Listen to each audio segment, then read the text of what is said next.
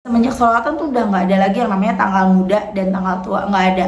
Mau tanggal muda, mau tanggal tua, dagangannya. Bismillahirrahmanirrahim. Alhamdulillahirabbil alamin. Allahumma sholli ala sayyidina Muhammad wa ala ali sayyidina Muhammad. Assalamualaikum warahmatullahi wabarakatuh. Halo teman-teman, apa kabar? Mudah-mudahan teman-teman selalu dalam lindungan Allah Subhanahu wa taala.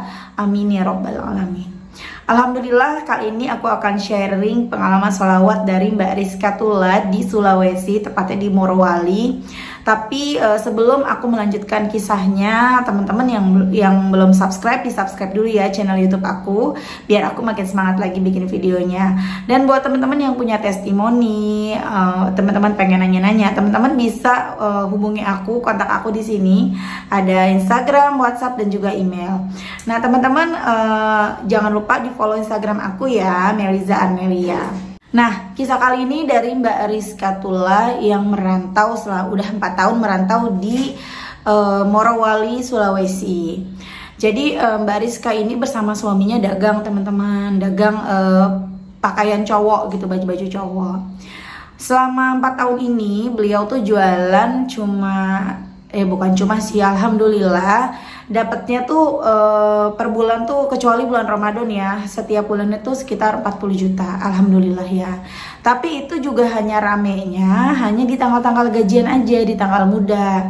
Itu pun hanya 1 minggu, dia bilang hanya 1 minggu pertama di tanggal gajian, selanjutnya ya mereka was-was. Kadang dapat 500, kadang 300, paling banyak 1 juta gitu.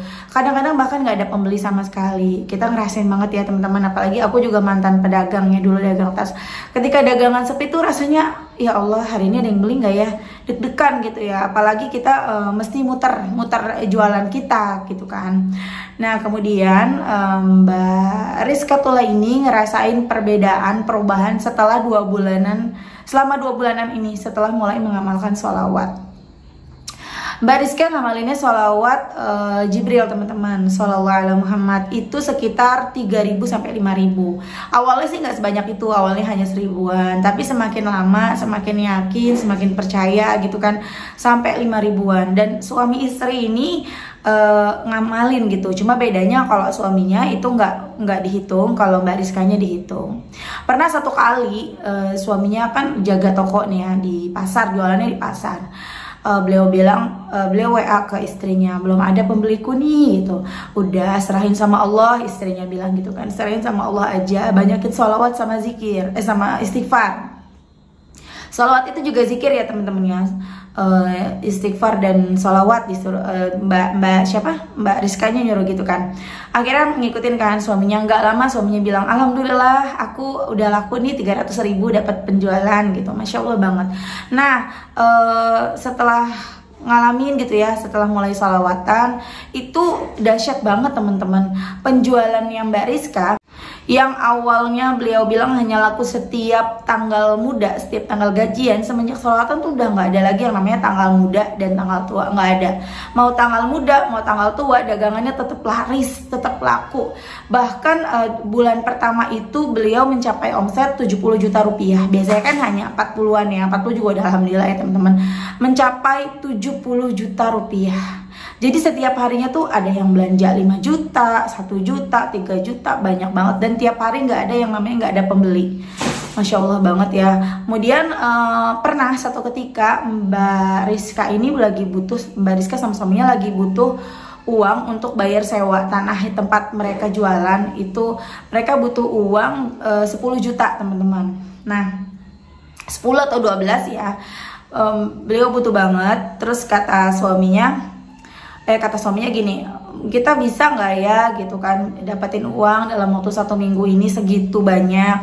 Terus istrinya bilang, Mbak Rizkanya bilang, bisa, insya Allah, serahin sama Allah aja. Dan masya Allah tanpa disangka, tanpa diduga, itu tiba-tiba ada yang beli sampai 7 juta, 5 juta. Jadi untuk mencapai bahkan nggak cuma di pasar, di rumah pun ada yang beli teman-teman, sampai mereka mencapai lebih dari yang dibutuhkan.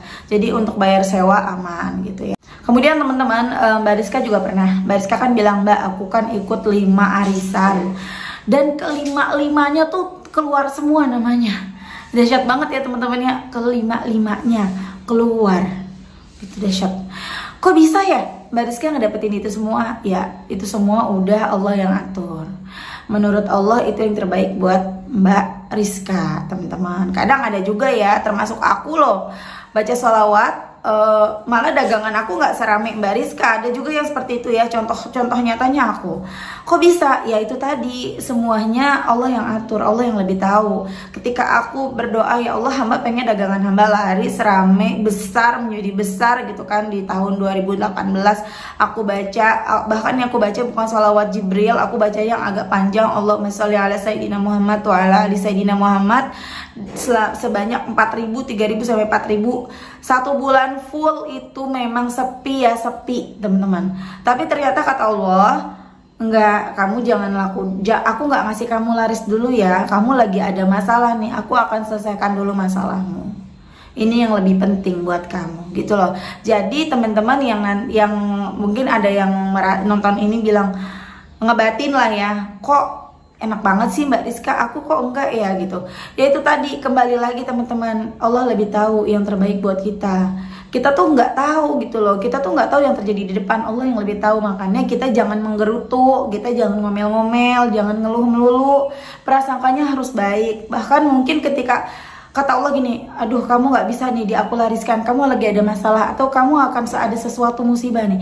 Tapi kitanya selalu yakin gitu sama Allah, berprasangka baik terus. Kadang kan karena Allah kan mengikuti prasangka hambanya ya. Ketika kita, oh mungkin Allah lebih tahu nih ada masalah kali ya buat hidup aku, ya deh alhamdulillah. Tapi aku yakin ya Allah, pasti nanti aku laris, pasti nanti ada yang beli, pasti engkau dikasih loh ya. Pokoknya kita harus yakin gitu sama Allah. Jangan gini, kalau kita udah ragu sama Allah terus kita mau menyandarkan segalanya kepada siapa lagi gitu loh ya teman-teman. Nah Mbak Rizka ini juga selain ngamalin sholawat Jibril, beliau juga punya amalan lain ya. Jadi ya sholatnya tepat waktu, kemudian diusahakan sholat. Karena gini, Mbak Rizka bilang sama aku, Mbak, awalnya tuh aku sholat suka bolong-bolong loh, tapi semenjak aku sholawatan aku jadi rajin sholat gitu. Sholat ya dibenerin, bahkan sholat duha, sholat tahajud. Kemudian beliau juga mengamalkan surat Yasin, Waqiah, Ar-Rahman, Al-Mulk. Masih banyak banget yang nanya sama aku, Mbak, kalau aku ngajinya jam segini boleh nggak? Kalau aku ngajinya pas subuh boleh nggak? Teman-teman, ngaji itu tidak ada keharusan jam-jam khusus, nggak ada. Cuma memang kalau Al-Mulk sebaiknya sebelum tidur, tapi nggak sebelum tidur juga nggak apa-apa gitu loh. Dimaksud sebelum tidur kan supaya gini loh teman-teman, kita kan nggak tahu nih besok pagi, besok kita bangun masih bangun atau enggak, masih hidup atau enggak. Makanya setidaknya sebelum tidur kita baca Quran dulu, baca Al-Mulk. Mudah-mudahan kita bisa selamat di dalam kubur, selamat dari siksa kubur itu loh. Tapi kalau teman-teman mau bacanya pagi, siang, misalnya kayak aku bisanya cuma baca subuh, ya udah subuh. Cuman kalau sekarang sih aku subuh udah nggak begitu bisa baca ya, karena aku waktunya kejar-kejaran sama bikin video testimoni. Jadi aku bikin video dulu mumpung anak-anak masih tidur dan di luar tuh belum terlalu berisik di jalan gitu kan. Jadi aku siasatin untuk baca Yasin, Waqiah, Ar-Rahman itu di waktu duha. Pokoknya aku atur-atur lah sebisa aku. Kalau lagi nggak bisa duha ya pas zuhur, asar, atau pas maghrib. Cuma biasanya maghrib aku nggak bisa sih kalau lama-lama ngaji atau ibadah. Masa setelah sholat itu nggak bisa kalau maghrib. Maghrib itu waktunya pendek banget soalnya. Ayo teman-teman baca sholawat ya, jangan males, jangan ragu. Masih banyak nih yang nanya sama aku, Mbak, aku udah ditagih utang gimana Mbak, dagangan aku sepi, aku harus apa? Makanya kalau nonton video tuh sampai habis, didengerin, disimak, kalau perlu dicatat, jangan baru nonton di awal terus udah selesai habis itu nanya. Jangan kayak gitu ya teman-teman ya, biasakan disimak baik-baik. Dan kalau teman-teman nih biasanya nih ya teman-teman yang berhasil, maksudnya yang doa-doanya terkabul, itu mereka yang benar-benar menyimak loh. Bener nggak teman-teman? Benar-benar menyimak, kemudian nggak pakai nanya sama aku, langsung dieksekusi, langsung dijalanin, langsung diikutin caranya. Oh Mbak ini lunas utang begini ya caranya, langsung diikutin. Oh Mbak ini dagangannya laris karena begini, diikutin caranya. Datang-datang ke aku langsung, Mbak ternyata bener, Mbak aku mau kasih testi.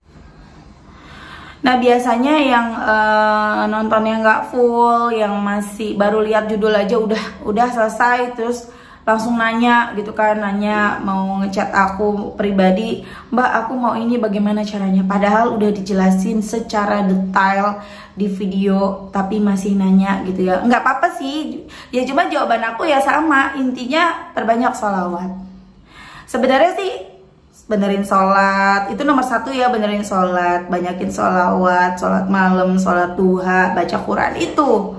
Yakin, istiqomah, pasrah, berprasangka baik sama Allah. Kemudian yang terakhir ngaca, udah pantas belum sih kita udah pantas belum sih doanya dikabulkan gitu. Jadi jangan ngeluh-ngeluh melulu gitu.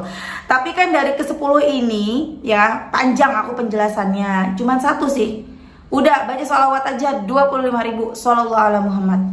Mbak tapi berat, ya berat lah, tapi kan hasilnya juga dahsyat.